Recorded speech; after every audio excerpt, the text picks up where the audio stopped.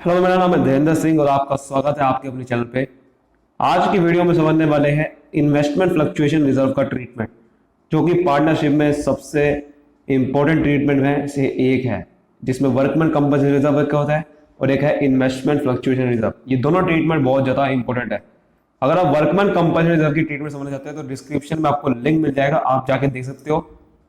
और मैंने रिजर्व के ऊपर कैसे रिजर्व को बांटते हैं, कैसे एक्यूमुलेटेड लॉसेस को कैसे ट्रांसफर करते हैं, वो सब चीज उसकी वीडियो बना रखी है, वो भी आप डिस्क्रिप्शन में मिल जाएगा। तो आज हम ये समझते हैं इन्वेस्टमेंट फ्लक्चुएशन रिजर्व। ये एक स्पेशल ट्रीटमेंट वाले रिजर्व होते हैं जो कि एक स्पेशल पर्पज के बनाए जाते हैं।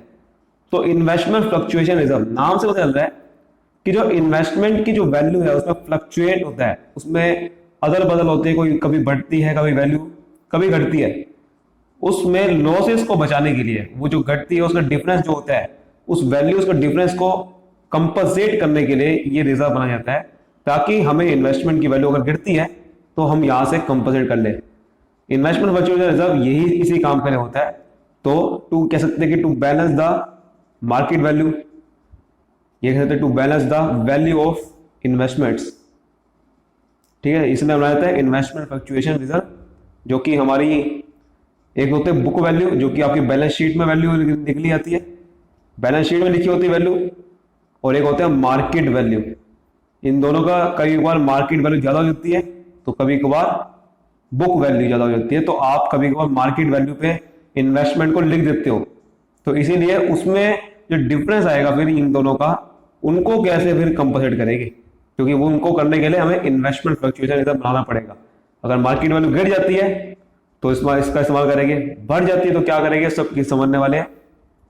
तो इस क्वेश्चन को समझने वाले अलग अलग केसेस में आप सबको पता है कि रिजर्व हमेशा पार्टनर्स में बढ़ता ही बढ़ता है, रिजर्व हमेशा पार्टनर्स में बढ़ता ही बढ़ता है। तो अगर यहाँ पर अलग अलग केसेस है, लेकिन यहाँ पर कि रिजर्व अगर बांटना है या नहीं बांटना वो डिसाइड कैसे करेंगे, वो इन केसेस से डिसाइड करेंगे। अगर रिजर्व अगर कुछ बचेगा तो बांट देंगे, नहीं बचेगा तो नहीं बांटेंगे, तो वो हम केसेस को डिस्कस करेंगे।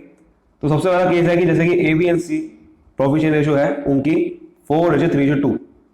उन्होंने क्या करा, प्रॉफिट शेयर रेशियो बदल दी, 2:3:4 कर दी 1 अप्रैल 2015 से। अब इनकी बैलेंस शीट हमें दे रखी है, वहां पर दे रखा है इन्वेस्टमेंट फ्लक्चुएशन रिजर्व। ये बैलेंस शीट में मिलेगा मुझे, लायबिलिटी साइड में 18,000 रुपये दे रखा है। इन्वेस्टमेंट की कॉस्ट, ये कॉस्ट है जो कि बुक वैल्यू की बात कर रहे थे, कॉस्ट है हमारी 2 लाख।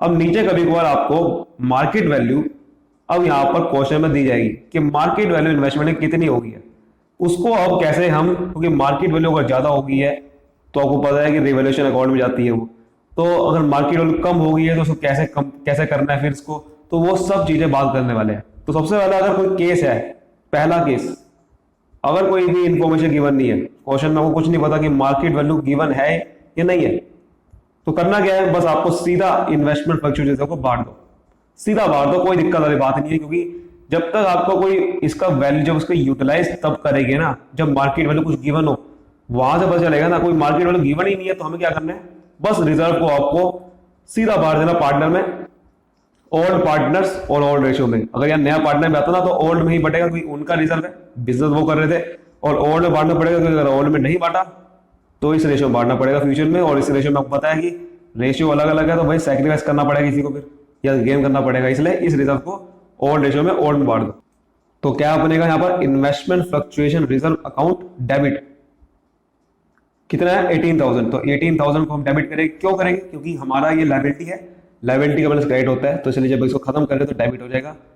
और जितने पार्टनर्स है हमारे, कितने पार्टनर्स है, 3 पार्टनर है, तीनों की कैपिटल अकाउंट में आपको क्रेडिट कर देंगे। तो 2A's capital account, 2B's capital account और 2C's कैपिटल अकाउंट, ये तीनों में बढ़ जाएगा। कौन सी रेशियो में बढ़ेगा, ओल्ड रेशियो में हम कर देंगे, जो कि हमारी है 4:3:2।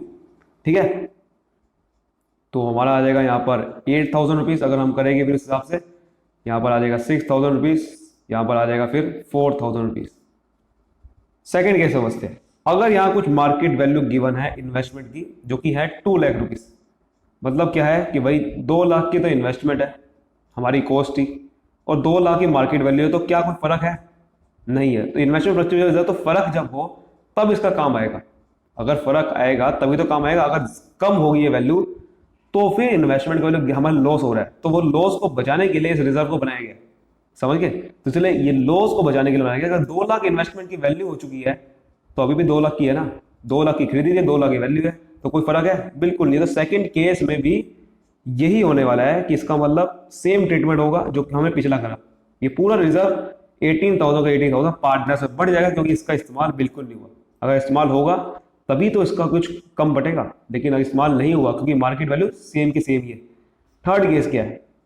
थर्ड केस बड़ा इंटरेस्टिंग है कि अगर मार्केट वैल्यू अब कम हो गई है, ये है अब यहाँ पर रिजर्व का इस्तेमाल होगा। मेन रिजर्व बनाया इसलिए गया है कि अगर मार्केट वैल्यू की इन्वेस्टमेंट की कम हो जाती है तो इस रिजर्व से वो पूरी करेंगे। तो यहाँ पर कितनी हो गई है? 1,95,000 हो गई है। इसका मतलब 9,000 रुपीज घट गया। अब ये रिजर्व को हम इस्तेमाल करेंगे, उसको इन्वेस्टमेंट की जो वैल्यू गिरी है इस रिजर्व को हम इस्तेमाल करेंगे। तो पहले पूरा रिजर्व डेबिट करते हैं। तो इन्वेस्टमेंट फ्लक्चुएशन रिजर्व डेबिट 18,000, क्योंकि हमने पूरा का पूरा इस्तेमाल करना है अभी, तो क्योंकि जो बच गया वो पार्टनर से बटेगा। तो पहले हमने क्या करना है, 18,000 में 9,000 तो हमने इन्वेस्टमेंट की जो वैल्यू गिरी है वो इससे हम कंपनसेट कर देंगे, यानी कि कोई लॉस जो हमें हुआ है उसका यहाँ से हम कवर कर लेंगे। तो यहाँ पर टू इन्वेस्टमेंट अकाउंट कितने का हमारा हुआ है, कितने की वैल्यू गिरी है? 9,000 की वैल्यू गिर गई इन्वेस्टमेंट की और वो रिजर्व से पूरी कर ली हमने। ठीक है। अब यहाँ पर जो बाकी का बचा वो क्या करेंगे?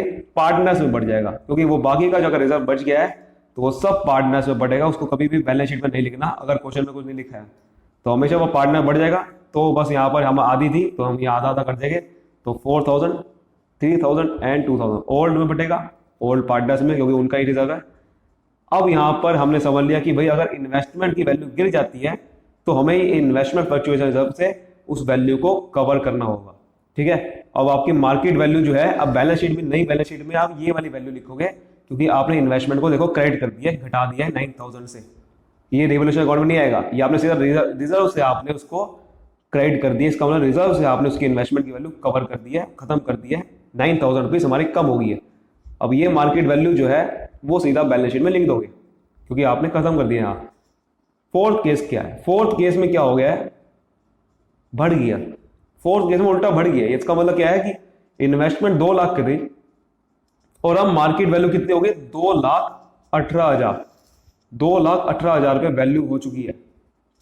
इसका मतलब क्या है? क्या अब रिजर्व का इस्तेमाल होगा? सोचो जरा, रिजर्व बनाते किस लिए? रिजर्व बनाया है ताकि हमें कुछ लॉसेज को कंपनसेट करने के लिए, लॉसेज को बचाने के लिए बनाया गया है। तो यहाँ तो कुछ है ही नहीं, तो यहाँ पर लॉस नहीं हो रहा है, उल्टा आपको फायदा हो रहा है। इन्वेस्टमेंट को बढ़ गई है तो फायदा हो रहा है। अब फायदा कहाँ जाते हैं? हमेशा ये जाता है हमेशा रिवोल्यूशन अकाउंट में। तो जब फायदा होता है इन्वेस्टमेंट का, आपको पता है रिवोल्यूशन अकाउंट में हमेशा हम क्रेडिट साइड पे लिखते हैं। तो यहाँ लिखिएगा बाय इन्वेस्टमेंट अकाउंट कितने से बढ़ी है? 18,000 से बढ़ी थी, तो 18,000 आ जाएगा, क्योंकि 2 लाख की थी और 2,18,000 होगी। तो इसका मतलब एंट्री क्या बनेगी? इन्वेस्टमेंट की वैल्यू बढ़ी है, तो इसलिए इन्वेस्टमेंट एक एसेट है, एसेट बढ़ता है तो डेबिट साइड से बढ़ता है। तो investment account debit 9,000 rupees revolution account में क्रेडिट साइड पे आ जाएगा। तो रिवोल्यूशन अकाउंट, ठीक है, ये ऐसा होना है। तो रिजर्व का इस्तेमाल तब करेंगे जब उसकी वैल्यू गिरती है, ना कि बढ़ती है। बढ़ रही है तो हमारा फायदा है, घट रही है तो नुकसान है। तो उस नुकसान की भरपाई के लिए हम रिजर्व का इस्तेमाल कर रहे हैं। बाकी का जो अब क्या पार्टनर से बढ़ेगा? नहीं, बाकी तो बचा ही नहीं है। रिजर्व का क्या करेंगे? रिजर्व पूरा का पूरा पार्टनर्स में बढ़ जाएगा। बिल्कुल सही पकड़ा आपने, रिजर्व पूरा का पूरा पार्टनर्स में बढ़ जाएगा। तो investment fluctuation reserve debit to A's to B's capital account to C's capital account, बिल्कुल वही होना है। 18,000 पे पहली वाली एंट्री का बिल्कुल सेम ट्रीटमेंट होना है। ठीक है, तो यहाँ लिख देते हैं हम सेम एज केस 1। अब यहाँ पर एक और एंट्री करके दिखा सकते हैं कि रिवोल्यूशन अकाउंट का जो प्रॉफिट हुआ है 9,000 का, वो भी पार्टनर्स में बढ़ेगा। यानी कि इसका आप एक ही एंट्री कर सकते हो। यहां पर आप क्या कर सकते हो? कंपाउंड एंट्री कर सकते हो। कंपाउंड एंट्री कैसे कर सकते हो? कि आप ये करो कि इन्वेस्टमेंट की वैल्यू आपने, ठीक है, आपने 9,000 रुपये रिवोल्यूशन अकाउंट क्रेडिट साइड पे हो गए, रिजर्व भी बांटना है आपने और रिवोल्यूशन अकाउंट का प्रॉफिट बांटना है। तो आप क्या करो, सीधा यहाँ पर रिवोल्यूशन अकाउंट का भी प्रॉफिट लिख दो, कंपाउंड एंट्री कर दो। दो एंट्री करने की जरूरत क्या है? क्योंकि आपको ये भी दिखाना है कि रिवोल्यूशन अकाउंट का भी क्रेडिट साइड पे पार्टनर से बटेगा, है ना। तो इसलिए आप दोनों का ट्रीटमेंट कर देना। एक तो 18,000 का बटेगा पूरा का पूरा ये वाला, और उसके बाद बीच में आपने रिवोल्यूशन अकाउंट 9,000 में बढ़ जाएगा। तो टोटल मिला के कितना क्रेडिट होना है ये हमें दिखाना है, बस ये एंट्री करके। समझ गए? इस तरह से करना है। लास्ट केस समझते हैं अपना। लास्ट केस क्या है? लास्ट केस में हमारी मार्केट वैल्यू गिर गई है, आपको पता है क्या करना पड़ेगा। लेकिन यहां पर बड़ा केस इंटरेस्टिंग है ये वाला, कि 2 लाख की वैल्यू थी, 1,73,000 रुपये मार्केट वैल्यू हो चुकी है। इसका मतलब क्या है कि बहुत बेहतरीन हो गई। इसमें 27,000 रुपये, यानी कि 27,000 से वैल्यू गिर गई है। समझ गए, 27,000 से, यानी कि अगर 27,000 से वैल्यू गिर गई है और हमारा रिजर्व तो सिर्फ 18,000 का था, इसका क्या मतलब है? इसका मतलब बहुत बढ़िया है कि हमारा रिजर्व तो 18,000 का था और 27,000 से वैल्यू गिर गई है। देखो, अगर मैं कह रहा हूं कि आपके पास 500 रुपये है और मुझे चाहिए 400 रुपये, सॉरी मुझे चाहिए 700 रुपये, ठीक है, तो आप क्या कहोगे मुझे कि 500 रुपये तो भाई आप लो, बाकी का 200 रुपये मैं कहीं और से अरेंज करता हूँ आपको देने के लिए। तो क्या ये बिल्कुल वैलिड चीज़ है? बिल्कुल वैलिड है, क्योंकि आपको अगर मेरे से 500 रुपये लेने थे तो मेरे से ही आप लोगे आपको, लेकिन अगर मुझे 700 रुपये चाहिए तो 500 रुपये तो लोगे ही लोगे ना, बाकी का वो कहाँ से अरेंज करेगा वो हमें मतलब नहीं है। तो इसलिए यहाँ भी यही करने वाले हैं कि यहाँ पर रिजर्व से जो 27,000 रुपये यहाँ पर गिरी है वैल्यू, तो रिजर्व से तो 18,000 के 18,000 लेंगे, लेकिन जो बाकी का 9,000 रुपये जो वैल्यू गिरी है उसका हम कहीं और से लेंगे। तो यहाँ भी वही करने वाले, पहले इन्वेस्टमेंट फ्लक्चुएशन रिजर्व तो डेबिट होना ही होना है, पूरा का पूरा डेबिट होना ही होना है, और ये पूरा का पूरा यूटिलाइज हो जाना है कहाँ पर? इन्वेस्टमेंट की वैल्यू गिर गई है उसमें, तो टू इन्वेस्टमेंट अकाउंट, ये पूरा का पूरा इन्वेस्टमेंट अकाउंट यहाँ पर 18,000 रुपये हम निकाल लेंगे। लेकिन हमारी वैल्यू कितनी गिरी है टोटल? 27,000 रुपये। हमें 27,000 की वैल्यू गिरानी है इन्वेस्टमेंट की, और इसकी हमें यहाँ पर इसकी भरपाई इन्वेस्टमेंट फ्लक्चुएशन रिजर्व से करनी थी, लेकिन हम 18,000 ही कर पाएंगे। लेकिन बाकी कहाँ से करेंगे? बाकी का एक ही अकाउंट है जहाँ पर हमें प्रॉफिट हो रहा है, आप सबको पता है, रिवैल्यूएशन अकाउंट। रिवैल्यूएशन अकाउंट ही जहाँ पर है जहाँ हमें प्रॉफिट होगा, जहाँ लॉस होगा, वहीं पे हम सारा प्रॉफिट लिखते हैं, ना लॉस होते हैं। जैसे कि आपने देखा प्रॉफिट हुआ था मेरे को, तो इसलिए प्रॉफिट जहाँ भी होता है, लॉस तो वो सिर्फ एक ही अकाउंट है, रिवैल्यूएशन अकाउंट। तो रिवैल्यूएशन अकाउंट से लेके हम, तो रिवॉल्यूशन अकाउंट से लेके डेबिट साइड कर देंगे, वहां पर रिवॉल्यूशन अकाउंट डेबिट कर देंगे 9,000 रुपीज से। इसका मतलब रिवॉल्यूशन अकाउंट में हम लिखेंगे डेबिट साइड पे टू इन्वेस्टमेंट अकाउंट 9,000 रुपये, और सीधा जो इन्वेस्टमेंट में लिखेंगे मार्केट वैल्यू क्या लिखेंगे? 1,73,000 रुपये। इस तरीके से करना होता है। और रिजर्व तो भाई अब देखो कुछ बचा ही नहीं पार्टनर से बटने के लिए, तो पूरा रिजर्व तो इस्तेमाल हो ही गया, पार्टनर से बटा ही नहीं। लेकिन इसमें रिवॉल्यूशन अकाउंट में बस डेबिट साइड पे आ जाएगा। यहाँ पर प्रॉफिट हो रहा था, यहाँ पर हमें रिवॉल्यूशन अकाउंट से लॉस करना पड़ा, और ये लॉस जो है रिवॉल्यूशन अकाउंट में जो हुआ है 9,000 का, उसकी भी एंट्री दिखा देंगे कि लॉस सारा पार्टनर्स में कैसे बटेगा। तो a capital account, b capital account to c capital revaluation account से 9,000 रुपीज बढ़ जाएंगे, ठीक है। ये लॉस सारा बढ़ जाएगा। यहाँ पर प्रॉफिट बढ़ रहा था उसकी एंट्री दिखाई थी, यहाँ पर लॉस की एंट्री दिखा दी। तो उम्मीद करता हूँ कि आपको सारा का सारा समझ में आ गया होगा बहुत अच्छे से। आपको पूरा का पूरा रिजर्व यहाँ पर इन्वेस्टमेंट फ्लक्चुएशन का समझ में आ गया, वो ट्रीटमेंट कैसे करते हैं।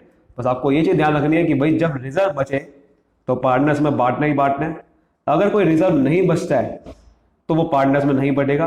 अगर कोई ज़्यादा कोई इसमें यूज करना था, रिजर्व पे ज़्यादा हमारा आ गया कुछ क्लेम, या फिर ज़्यादा हमारे पे इन्वेस्टमेंट वैल्यू गिर गई है, तो उसको रिवॉल्यूशन अकाउंट से डेबिट कर लेंगे, क्योंकि वही अकाउंट है जहां पर हम प्रॉफिट लॉस होता है। और अगर कोई इन्वेस्टमेंट वैल्यू बढ़ जाती है तो भाई कोई दिक्कत वाली बात नहीं, तो हमारा प्रॉफिट है और रिजर्व तो पूरा बढ़ना ही बढ़ना है, वैसे का वैसा। समझ गए? तो इस तरह से पूरा ट्रीटमेंट था। उम्मीद करता हूँ कि सारा समझ में आ गया होगा। अगर समझ में आया तो इस वीडियो को लाइक करिए, चैनल को सब्सक्राइब जरूर कर देना, और बेल आइकन दोबारा बिल्कुल ना बोलना, और पुरानी वीडियो जरूर देखिए इसकी, ताकि आपको और अच्छे से बेहतरीन तरीके से वर्कमैन कंपल्सेशन वाला समझ में आए, और साथ में रिजर्व पूरा का पूरा समझ में आ जाएगा। Thank you so much.